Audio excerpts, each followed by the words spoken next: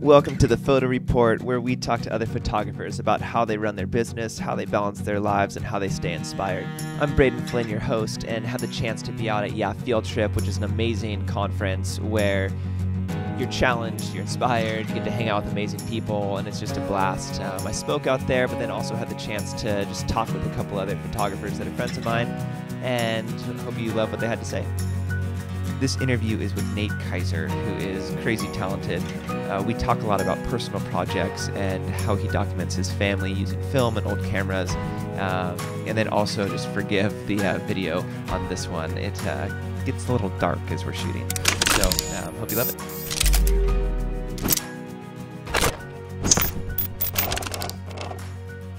Nate Kaiser here, dear friend, and I think he is one of the more incredibly talented photographers out there. If you haven't followed his Instagram feed, go follow it, because you're gonna, I think Whitney Chamberlain said it best, like there is literally gonna be a book about you, about your life, because you document it so well. And in this conversation, I basically want to talk to you just a little bit about more of the personal project and creativity, because I think those are things that you're really strong in. All right. But I mean, with your weddings, it's like it's been digital, and I remember just really seeing so much of your work, and it's like really colorful and really bright and like really fun. Yeah. And that was sort of your brand to a big degree. How has that? Is that still sort of where you're going, and is that, or like, how are you sort of with the digital stuff, you mean? Or just like with your business and weddings, like is that going to be like a full rebrand, or how are you sort of restructuring you? Oh gosh. Well, the personal work that I've been doing for the past, well, forever, but pretty heavily for the past like 3 years, kind of became this thing that kind of became my full-time job, I guess is the best way to put it. That like weddings and portraits and everything else kind of became this thing I also did, and this documenting my life and family and stuff on generally black and white film was kind of the thing that finally like reignited what I wanted to do with photography. So I don't really have a good answer, but I'm kind of in the process of figuring out how to take everything that has meant to me and then kind of shift and reapply and remold that onto, or like reskin that onto the actual work we do for paying couples and people that like hire us to do our work. So I'd be lying if I said that I didn't want to just shoot all black and white weddings all day every day. Right. And a lot of that's starting to kind of like creep its way into the professional side of things, like doing just full black and white sessions, doing like a much larger percentage of work in black and white through weddings and whatnot. So within sort of that realm of like with the way that you shoot your family, you know, and obviously like some people, like a lot of people love that, right? I mean, people, you don't have to say yeah, they do. What is, as long as my kids do, that's fine. Yeah, totally. I mean, and like as a dad, like what you're doing with your kids is so phenomenal. Like even check that out, is basically like being able to like teach your daughter taking portraits of you. That's like phenomenal. Amazing, right? Yeah, so good. But why? What is sort of holding you back, or what is the internal struggle of being able to then sort of do that and get paid for it? Well, I think you kind of just said it. The internal struggle is kind of the gray, no pun intended, like the gray area of if I can do that and still get paid for it, I guess. Like it means the world to me, but I don't know if it means the world to everybody else. Right. And especially in a kind of genre like weddings specifically, where, I mean, kind of color is kind of king, I guess is the best way to put it. Doing something so opposite or kind of so switched may or may not be taken so well. I don't know. Yeah, I mean, I'm not like scared of being a niche thing, but I don't know. I just don't know how it would go, and I also don't know if I want to like let go of color completely or something. And I'm kind of a weird all or nothing guy. Like, I either need it to be like all one thing, or just let it be a blend. Like, I don't think I could do like 80-20 or something, you know what I mean? Like, yeah. I just need it to Half be, in. if I'm already there, I just want to just go. Yeah. You don't walk down the stairs into the pool, you jump straight in. Yeah, cannonball, right?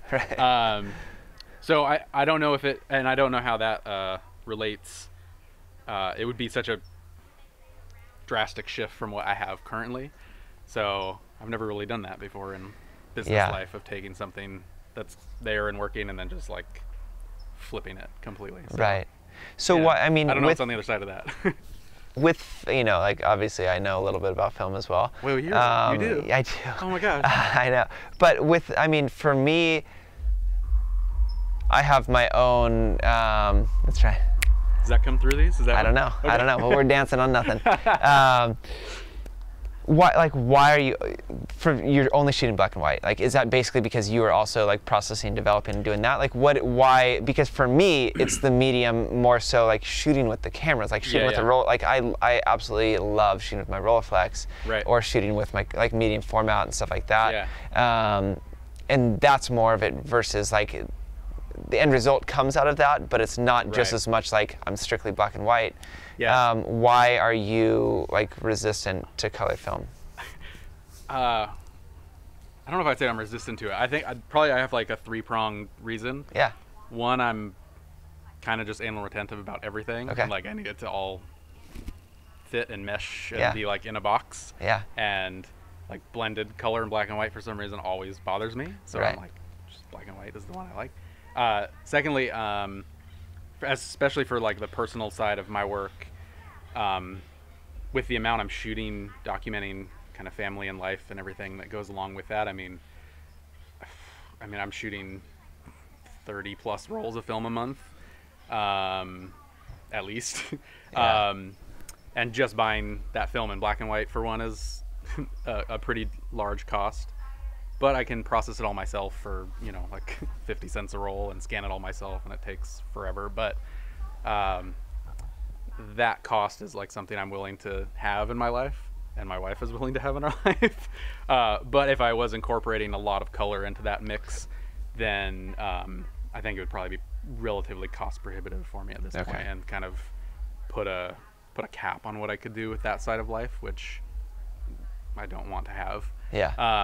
And then third, I just like it better, I think. Every bit of work I've ever seen that like truly stirs me and like inspires me and gives me the draw to make something that means more later is all done in black and white. So whether or not it's going to hold true or is, you know, means more than that, like for me, I know that that's what always, I don't know, just stirs me. So like I figure if it's good enough for, you know, all the best photos over the past like 100 years, it's probably good enough for my family. So I'll just stick with that. So yeah, man, I think that takes a ton of, and it makes it easier. That's the fourth one. Like when I go out, I just pack Tri-X.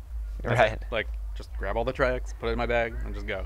What's in my camera? That's Tri-X today. Obviously. What's in that one? That's Tri-X. So you know, my meter's always set at the same thing. I don't have to think about it. And now at the same point, you almost don't need a meter when you're certain. Yeah, exactly. Yeah, I just know how it works. So well, I mean, because I would say for a lot of artists, creatives, photographers, whatever it is, I would say it's almost more courageous making that decision, because generally everybody feels like they've got to do what everybody else is doing and provide mosquito, got to provide or just like present, you know, a wide array of options. Exactly. Where it's like, no, this is all I do, and I'm okay with that because this is what I love, and I think that is the hard part and the scary part for a lot of people, because you're like, well, what if people don't want it? You know, but that is actually like what fuels you, and that's what makes you unique, and that's what so there's that real balance between doing what you love, and it's almost sort of personal work, and I think your personal work has become that, which is now a lot of who you are. Yeah, totally. Versus then the work that you're paid for. I guess how do you structure sort of that personal work? Like, it's family time, so is it just like literally always, you just always have a camera sitting on a table, so you're taking shots, or are you actually like curating and like designing and like having people do things? Like in the personal family side of things, you mean? No, I think I probably kind of treat film or like film cameras in my family life. I try to treat them as much as like other people treat their iPhone. Right. As I can. Yeah. Like, they're bigger than an iPhone, obviously. Yeah. But yeah, I kind of just have them kind of littered everywhere, like always loaded somewhere. I have them like in the glove compartment of my car. There's like, they're on the kitchen table. They're in my bedroom. They are like always with me when we go out. Like they're just kind of a part of me now. And I guess at one point I used to document our family pretty heavily on the iPhone. And obviously there's some amazing kind of in-between moments and like things you would never shoot because that thing's in your pocket. So when I kind of made this decision to not use the iPhone for anything and just use film cameras, specifically black and white film and cameras, I kind of had to logistically figure out, okay, how can I have those available to me all the time without having like a Canon Elf in my pocket or something. Yeah. So yeah, they're just kind of always around. Yeah. But I don't. To answer the first part of the question, I don't really plan anything very heavily. It's just if film's in a camera and I feel like I want to take a photo, then I just do that. Right. So yeah, there's not very many times I plan to go like, we're gonna go make this thing happen today with the film cameras. It's just like they just happen. So. Right, but there has to be some intentionality in there, and part of it is just leaving cameras around because like, I mean, I have 3 kids, and my wife gets bummed that I barely shoot my family, you know, and that sort of thing. Where if you're not really intentional about that, it doesn't happen. Yeah. But like the way that you have sort of told stories about your family through your photos, there has to be some intentionality there. Totally. Yeah. Yeah. I mean, I don't have a formula for it by any means, but I guess I'm kind of to the point now where if I haven't shot something on film each day, then I just don't feel right. Right. So I've gotten to the point where I've gotten enough cameras that I really like actually love the process of just pressing the button and winding. Yeah. Literally to the point where it's like I just want to do it. Yeah. I guess it's just something I have to do at this point. So it's kind of a daily thing, and you know, if I don't do it on that day, then that sucks, and I do it more the next day. Yeah. But generally, it's just about every day. Totally. So. Well, that's amazing. Well, thanks, man. If you haven't checked out his work, Nate Kaiser. I mean, is it on Instagram? Is it Images Found, or is it Nate Kaiser? Images Found. Yeah. Okay. Check out the Images Found. Check out the blog is found. Look up Nate Kaiser. He's amazing. But you are phenomenal. You really are. Thank you. Man. So.